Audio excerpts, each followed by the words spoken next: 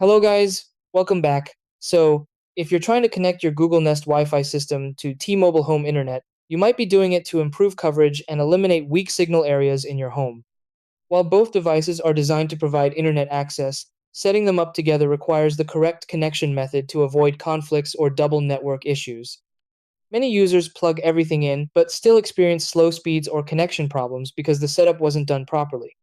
The key is to connect the Nest Wi-Fi as a router or mesh extension in the right way so it works smoothly with your T-Mobile gateway. Once configured correctly, you'll get better coverage and a more stable connection throughout your space.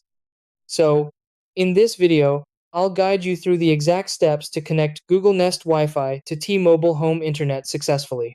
Try these. Step 1. Connect the T-Mobile gateway to power and ensure internet is working. Step 2.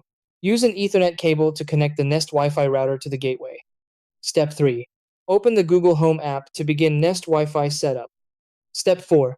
Follow on-screen instructions to configure the Wi-Fi network. Step 5. Complete setup and connect additional Nest points if needed.